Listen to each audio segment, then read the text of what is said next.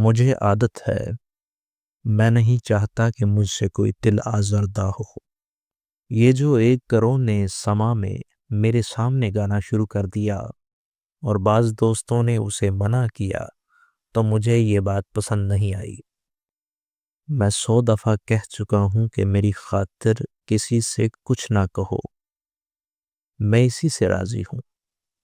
میں اس حد تک دلداری کرتا ہوں کہ وہ دوست جو میرے پاس آتے ہیں، اس خوف سے کہ وہ ملول نہ ہوں، میں شعر کہتا ہوں تاکہ ان کی توجہ لگی رہے، ورنہ کہاں میں اور کہاں شعر۔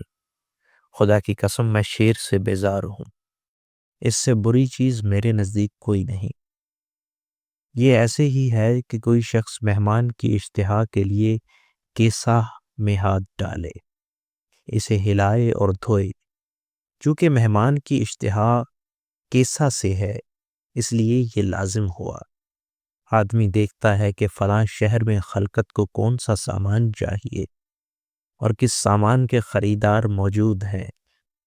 اس ضرورت کے مطابق ہی آدمی سامان خریدتا اور بیچتا ہے، ہوا وہ سامان گھٹیا قسم کی متاع ہی کیوں نہ ہو۔ میں نے علوم کی تحصیل کی اور اس میں تکالیف اٹھائی تاکہ فضلاء، محققین، زیرک اور دقیقہ رس لوگ میرے پاس آئیں اور میں انہیں نفیس اور نایاب اشیاء پیش کروں۔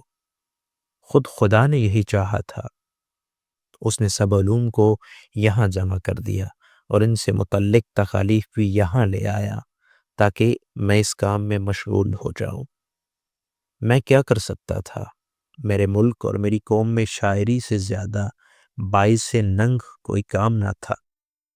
اگر ہم اس ملک میں رہتے تو وہاں کی طبائع کے مطابق زندگی بسر کرتے اور وہی کچھ کرتے جو وہاں کے لوگ چاہتے، جیسے درس دینا، کتابیں تصنیف کرنا، ذکر و واعظ کرنا اور زہد و عمل کو ظاہراً طور پر بروئے کار لانا۔